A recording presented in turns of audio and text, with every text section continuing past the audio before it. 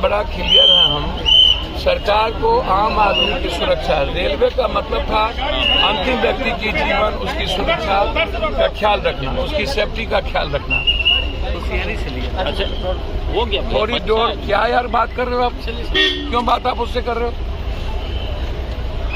Continue sir. इसीलिए मैं बहुत क्लियर हूँ इस मामले में कि भारत सरकार जिस तरीके से रेलवे के इम्पोर्टेंस को ख़त्म किया, पहले 2 बजट थे, रेलवे बजट पर फोकस हुआ करता था, उस पर जितने टैक्सेस, जितना हम आम आदमी से पैसा वसूलते हैं, एक तो कोरोना के बाद रेलवे की संख्या घटा दी गई और जो जर्जर स्थिति बनती चली जा रही है। अब रेलवे प्लेटफॉर्म की स्थिति क्या है? तो ये घटना पर लगातार घट रही है, सरकार का कोई फोकस नहीं है।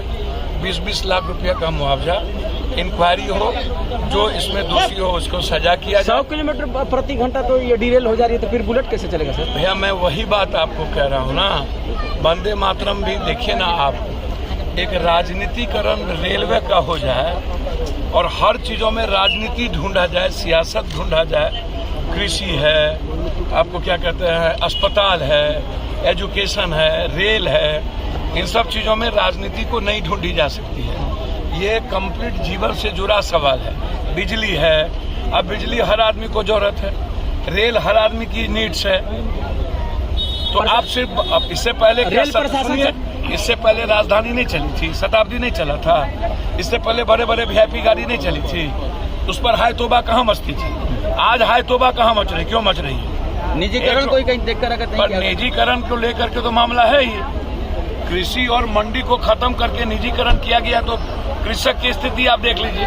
पूरा रेलवे को निजीकरण की ओर आप पूंजीपतियों के हाथ में देने की बात कर रहे हैं। मैं तो बिल्कुल इस मामले में हूं कि रेलवे का कम से कम निजीकरण न हो। आप तो जहाज को कर दिए निजीकरण, रेलवे का निजीकरण न हो किसी भी कीमत पर। ये हमारे बच्चों से भी जुड़ा हुआ सवाल है, रोजगार से भी जुड़ा हुआ सवाल है। और रेलवे मुनाफा के लिए नहीं जाना जाता है, रेलवे अपने घाटे के साथ पूरे भारत के जरूरत के लिए और आम आदमी की सुविधा के लिए जाना। 5 लोगों की मौत की बात बताइए, आंकड़े बढ़ सकते हैं? देखिए, आंकड़े बढ़ भी सकते हैं, आंकड़े छुपाए भी जा सकता है, उसमें अभी मैं कुछ नहीं कहूँगा। सवाल उठता ये है कि 10 बजे की घटना है और 12 घंटा से ज्यादा हो चुकी, लगभग 22 घंटा 23 घंटा हो चुका है। अब मुझे समझ में नहीं इस बात को आ रहा है कि अभी तक इसमें इंक्वायरी हुई कि नहीं हुई, अभी तक आप जांच बैठाए कि नहीं बैठाए।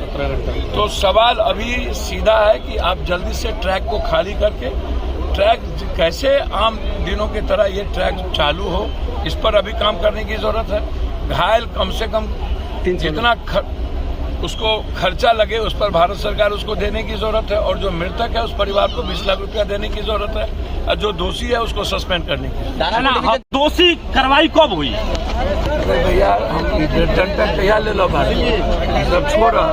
पप्पू यादव जब आता है ना तो दुनिया को दे के जाता है, हम सहानुभूति के लिए कहीं नहीं जाते।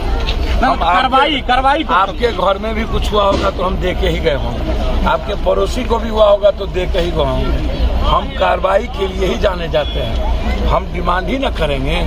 अब मूल्यों का, नैतिकता का कोई जगह तो बचा नहीं, मोरल वैल्यू है नहीं। पहले के लोग रिजाइन कर देते थे, पहले लोग रिजाइन कर देते थे, अब रिजाइन का कोई गुंजाइश है? अब तो थेथरोलॉजी हो गई है। आप अभी तक में मंत्री को रिजाइन कर देने की जरूरत है। हमारे ही बिहार सरकार के जो अभी मुख्यमंत्री हैं, गुजरात में रेल हादसा हुई थी, रिजाइन कर दिया था, ललित बाबू रिजाइन किए थे।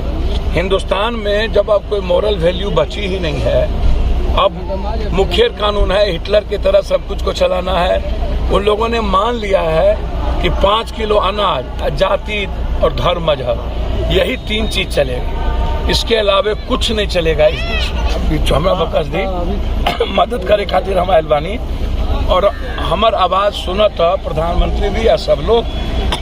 हम आग्रह करब कि रेल को मुनाफा का मत बनाइए और रेल का राजनीतिकरण मत कीजिए, रेल को हमेशा सत्ता के हिस्से से मत देखिए, रेलवे बजट को अलग करिए, जो था उस लाभ लाइए। आज रेलवे की वैल्यू खत्म हो गई, जैसे कृषक की वैल्यू खत्म हो गई। बिजली और रेल आम आदमी से जुड़ा हुआ है, अस्पताल आम आदमी से जुड़ा हुआ है स्कूल।